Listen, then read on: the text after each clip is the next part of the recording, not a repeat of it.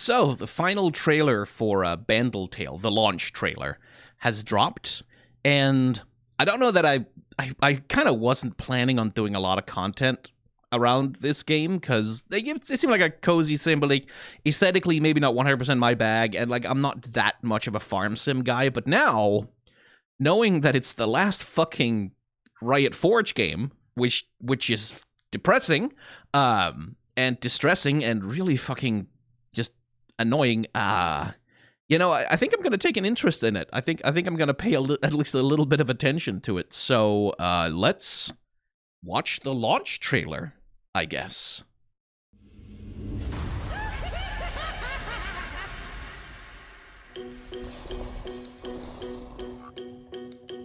So what makes a yordle? Good question. I'm glad that you asked. Explaining the answer is no easy task.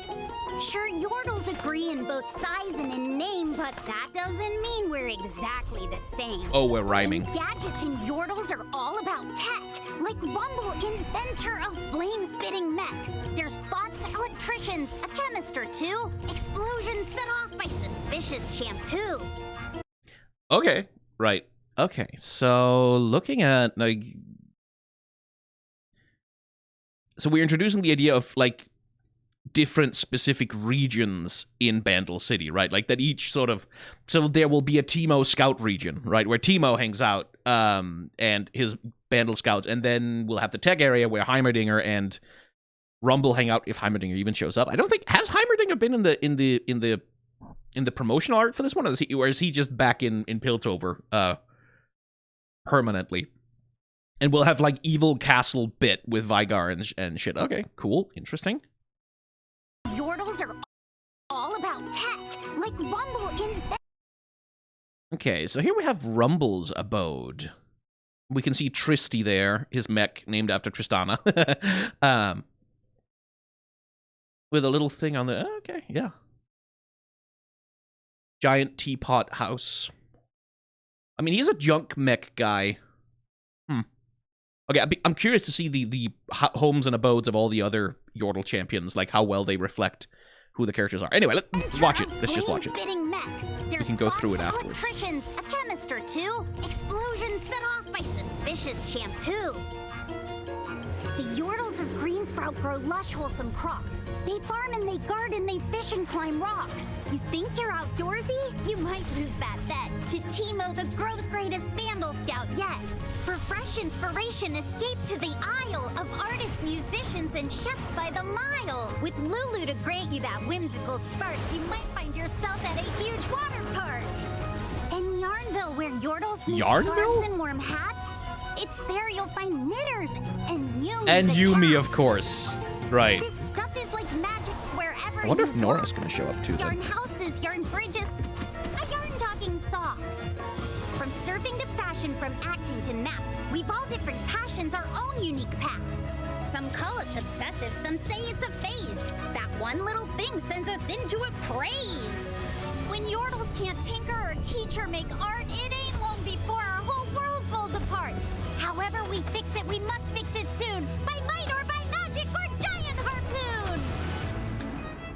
But one thing's for sure, that for worse or for better, what makes us all Yordles? We're Yordles together. Cute. Okay, let's see. And this is where my aesthetic problem is, that's Lulu.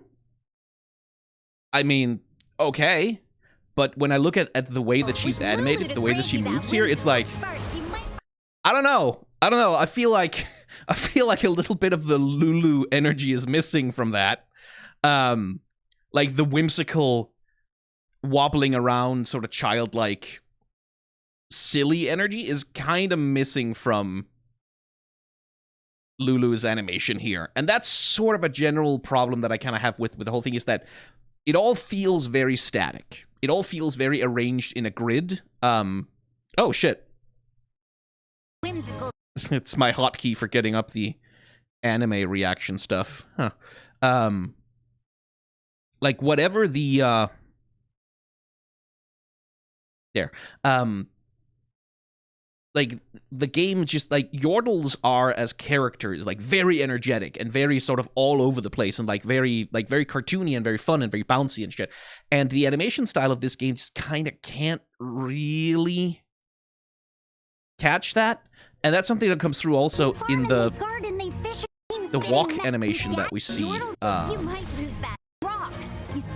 for the character, right? Like that little waddle there, like I don't know, man. It doesn't really feel like how a Yordle would move to me, right? Like it feels very, yeah, it feels under animated. Like a lot of the game feels under animated. That goes for the environments as well, where like Bandle City is this rampant, like magical sort of chaos dimension almost, a little bit like that constantly is reacting to outside influences and stuff. And so my imagination of that is, well, everything is moving all the time, right? Like everything is in motion, like stuff is constantly happening. It's like a place where like they garden, they fish and climb rocks. Where like the world is never still, and this feels a little too still. Like it feels too much like tiles with static objects placed down on it. It doesn't quite feel like a living, breathing world, which is what I would want from like a game set in Bandle City. Is that I want to feel part of like this living, breathing, unique, magical world dimension thing. And it's partly just because I'm an old motherfucking cynic, right? Like I've played so many video games in my time, and old school sort of pixel art games that like back in ye olden times when this was the only art style available, right? When only pixel art was available, because that's the only thing a computer could render. Like things were static in exactly this way, right? And that was because of restrictions back. Like they're literally, computers back then were literally so weak that you couldn't have too many sprites moving on, two-dimensional sprites moving on screen at once without slowing a whole damn computer down. Nowadays, even like a shitty laptop that you get for school can handle moving a bunch of 2D sprites around. Like this is a Yordle party, right? Teacher make art, it ain't that for worse or for better. This is a Yordle party. We're Yordles too. It's like the dance animation is like back and forth, like hey, da, da, da, da, da. Like this little itty bitty back and forth, like whoop-de, whoop-de, whoop-de. And that again, for me, feels a lot like, well, this is because the way that the game is designed, the Yordle cannot move outside of its square, right? Like the tile that it's been assigned to is where the Yordle must stay. And yeah, I don't know, for me, that's just not enough. Right? And I don't like being down on the last Riot Forge game. Very much. I honestly, when I heard that Riot Forge was going to get shut down, I was like, shit, I should have been nicer to their game. I should have praised them more, like for the stuff that they got right, rather than be my old critical, cynical bastard. That's a little bit of arrogance. Like it's not like my videos didn't tank the sales of any of Riot Forge's games. Like Riot Forge fell down because Riot attached unrealistic expectations to their products. Like that would be my assumption is that Riot went into this saying, we have a giant world-spanning IP with 100 million monthly users. If we slap our IP on some half-decent indie games, well, I mean, the money is just going to roll in. That's going to pay for itself like that. Like, it feels to me that way. Like, this is not something I can substantiate with hard data or interviews with anyone or anything, but it feels to me like Riot sort of assumed that they could just sort of blunder into the indie market, swing their dicks around, and sort of do what Games Workshop does, right? Like, which Games Workshop licenses out the Warhammer thing to anyone and everyone with a pulse who's willing to make a video game out of it. And they make, like, they get money out of that, but also they get to spread the IP around and, like, sort of increase awareness. But, like, Games Workshop has been doing that for like 20 fucking years, right? They've been doing that for 20 years, publicizing, licensing out the Warhammer license so that even if you don't give a shit about Warhammer, you cannot possibly be ignorant of what a Space Marine is, right? Like it's very hard to be in the gaming sphere and not know something about Space Marines, something about the Adeptus Mechanicus, something about like the Forces of Chaos, like something about like the big tentpole things that are part of that universe. On the other hand, it's real fucking easy, to be a casual gaming fan and not know very much about League of Legends because Riot is terrible, genuinely, honestly, deeply terrible at publicizing their IP. Which, that's a pity. And I think, like, that's a big part of why the Riot Forge games didn't really set the world on fire in terms of sales numbers, is that, like, for 14, 15 years now, Riot has consistently failed to publicize their IP to the world in a way that is, like, wider than the MOBA. Like, they've had their moments like KDA and, like, most recently, of course, Arcane, which I think they were counting on Arcane really driving a lot of interest. But for the most part, like, most people who know about League of Legends don't know about, like, the broad strokes of League of Legends lore. They just don't. And so seeing a video game, oh, this video game has the League of Legends IP attached to it, for a lot of people, that's not really going to spark any interest or recognition, even. Like, Mage Seeker is like, oh, it's also a thing about, like, the choices they made. The Ruined King game, I fucking loved it. I was very happy with the Ruined King game, right? But it's like, that game, the story of that game is like 17 miles down, like, the progression of an overarching storyline that's been running through the League of Legends lore for like 10 years. Like, specifically, like, Misfortune's lore is core to what the Ruined King game is doing. Like, a huge part of its emotional core is, like, Ahri and Misfortune's stories, their lore, their backstories, like their Ahri's problems, like controlling her magical hunger, Misfortune's fear, paranoia, and, like, rising authoritarianism and brutality in the aftermath of having taken out Gangplank, and, like, her thirst for revenge. All of that shit is stuff that's been brewing in the League of Legends lore for like 10 years. But Riot doesn't if you go to Misfortune's universe page right now, do you know what you're not going to find there? Burning Tides. Oh, that's the Project Neferi thing. Oh, it's because I'm in my Watch Later playlist. Oh, okay. There we go. I thought I sent you to loop. There we go. Because, like, if you go to Misfortune's universe page right now, you won't find Burning Tides in there. Burning Tides is one of the most pivotal moments in this character's history ever. If you go to the universe page, you can't find it. You can find it on universe, but you can't find it on Misfortune's page on universe, right? So even if a casual fan is like, oh, okay, shit, a League of Legends RPG game, I want to read up on who these characters are and what's going on with them, they couldn't. Like, no fucking way in hell a casual fan would be able to even get into League of Legends lore more. And then Riot publishes the Ruined King RPG with the expectation that a bunch of people who have never heard about these characters before, outside of the MOBA, and who have no context for why their stories are interesting, why their stories are compelling. Because Misfortune in League of Legends, the MOBA, is not compelling. She's a pinup. She's a sexy fan service girl, which is fine for what that is. But it's not like anyone goes, oh shit, I really want to hear the dramatic backstory of that character, because she doesn't look like a character who has any. Right? And so, like, making the Ruined King game, which is, like, at the end of, like, these long progressing story arcs for Lucian, like just the whole thing about the Ruined King is stuff that's been set up in Lucian and Senna's lore and, like, Yorick's lore, even though he didn't get to be a fucking part of the fucking Ruined King game, and Maokai's lore. And, like, this is, like, it's like as if the first Marvel movie ever was Avengers Endgame. Like, that's basically what Ruined King is. If the first Marvel movie ever was Avengers Endgame, that's the Ruined King RPG, right? And I loved it because I have been, like, watching all of the fucking I've been, like, reading all of the Marvel comics, as it were, in this metaphor ahead of time, so I know what's going on. But for anyone else, like, it's no wonder people weren't excited for it, because no one knew why Misfortune's story was cool and interesting and worth following, or why her friendship with Ilaoi is so interesting.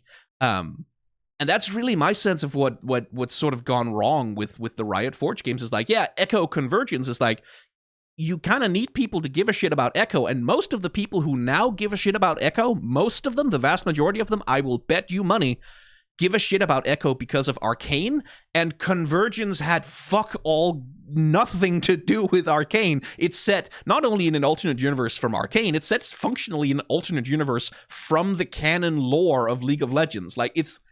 How do you expect people to get excited about these things? From, like, starting from nothing, essentially, from the barest recognition that, oh yeah, League of Legends is a game, and then expecting people to be excited that, like, the next epic chapter of Misfortune's tale is coming out in the Ruined King RPG? Like, no, that's not gonna happen. And I feel like a lot of why Riot Forge into the World of Fire is that, like, because also because Riot Forge should have been a long-term project. Riot Forge should have been the project at Riot Games that had the goal of getting people excited about these stories, right? Like this should have been the thing of like we use small budgets, we license out the IP to like small developers with small budgets, and we just make a lot of games and let people make a lot of games with our IP in order to start to build a fan base for our universe. Like, instead of doing the Ruined King RPG, maybe do the Misfortune RPG that actually tells her origin story and like leads up to the point, tells the story all the way up to Burning Tides when she kills Gangplank. Like, maybe do that instead. Introduce people to the character rather than, hey, here's a character who's already existed for 10 years. And that's like, and again, difficult fucking balancing act, because like, if you are the people at Riot Forge looking at, well, we also have to serve our existing player base, right? And the existing player base would probably be less interested in an origin story in the same way that Marvel fans no longer care about seeing another Spider-Man origin story, right? Like, oh, this is stuff we already know. This isn't bringing anything new to the table. A bunch of existing League of Legends fans would probably complain about that, but it's like, you have to sort of commit to the point being we want to introduce more people to these characters, right? Surely. Anyway, that's a longer rant. Like, this is a rant that's been brewing inside of me for years about how Riot handled Riot Forge and handles its IP in general. But yeah, like that's why I think the Forge games have kind of struggled. Because like, I think if people had more of a pre-existing attachment to something like Bandle City, to something like the Yordle champions and the Yordles in general as like mascots of League of Legends, probably a game like this would hit it big just from that recognition alone, right? But that doesn't really exist. People know Heimerdinger because of Arcane. You're not gonna get a button because it's a game for casual gamers, right? This is a cozy game. This is a game for the Stardew Valley girls, right?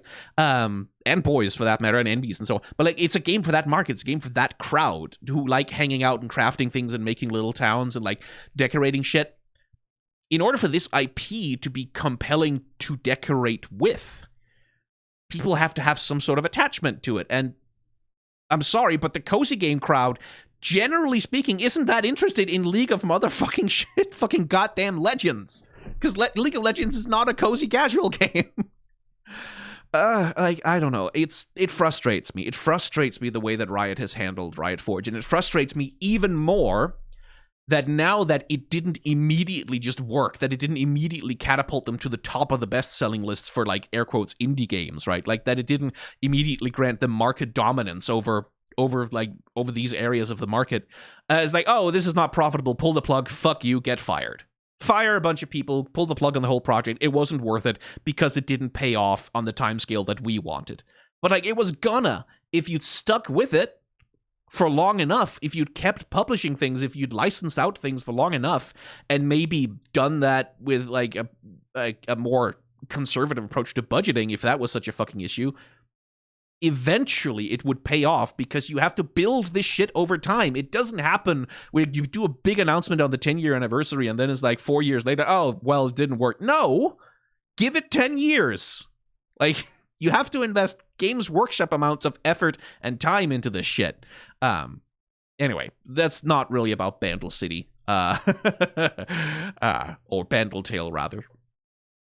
Because I feel like I've said what I wanted to say about that game. Like, the frustration is, I think a game like this could be fucking big in the casual games market if the work had been done ahead of time to get a casual audience to give a shit about League of Legends, right? Well. I will play Bandle Tale when it comes out. Riot, I got an email from Riot that they're sending me a collector's edition, deluxe edition thing, box stuff like they've done with the other Riot Forge games, which, like, I'll be excited for that. I would love to have some Yordle merchandise. I'm really hoping for, like, a Tristana figure or something in that. That would be lovely. And I'll play it. I'll play it for the Let's Play channel, and I'll probably spend a lot of the time complaining, because that's, you know, a lot of my feelings about the last Riot Forge games are bitter and complicated. But yeah, no, Riot Forge deserved better. It deserved better than what it's getting from Riot Games. 530 people they laid off. 530 people just, like, told, oh, you're not going to have a salary or health insurance anymore. 530 people, a lot of those people depended on that job for their fucking immigration status, and they laid them off in the middle of like the most extensive contraction in the games industry for like a decade, where work and jobs simply are not fucking available. Like, just, oh my fucking god. Just to pad a bottom fucking line. Oh, why don't you make the game more sustainable? You make billions in profit. Like, you make like $1 billion in profit in revenue every fucking year. You can't tell me that maintaining 530 workers was somehow unsustainable relative to the fucking amount of money you pay your executives. You fucking vultures. Fuck you. Like, just fuck the Riot Games CEOs and executives. Fuck them. Fuck those people. Assholes. To the man. Assholes. Credit hogs. Like, fucking seeing Nicolas Laurent, Nicolas Laurent, or however you pronounce it, but seeing him claim credit for fucking Arcane in the aftermath, being like, oh yes, I was the visionary CEO who was smart enough to give them a say. Fuck you! Fuck you! You were the motherfucker trying to kill the project too.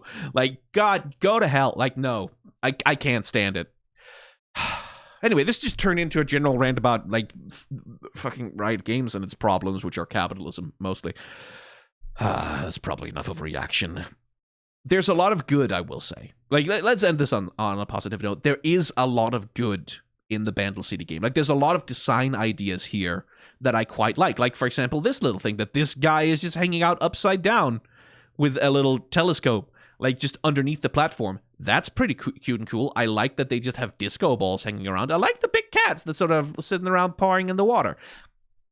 There's a lot of little details that I quite like, and all of the pixel art, I shall say, even if I'm not a huge fan of the animation style, all of the pixel art for the backgrounds, for the assets, really nice looking. Like, I suspect some creative people are going to be able to do some really gorgeous shit decorating their parts of Bandle City. The character design is also pretty solid. Like, for very small sprites like this, there's a hard limit to what you can do, and yet we see a pretty good variety. That almost looks like Rin the Yordle, actually. Of different character designs for these creatures. A lot of them drawn from Legends of Runeterra in part, and like, that's cool. I like that. Like, that is all good stuff that I feel is worth complimenting. That the pixel art is really high quality. So I don't want to end on a negative note, right? Like, a lot of stuff about Bandle Tale looks good. I think, like, Riot will never fucking do it. But if you made, like, Steam Workshop support for a game like that, mod support, I think that shit could take off. Like, not necessarily on the strength of the IP, but, like, just as a thing. Yeah, absolutely. But, yeah, anyway. I guess that's enough of a reaction. 23 minutes for a 2-minute video. Why am I like this? The answer is ADHD. But yeah, that was the reaction. Bye.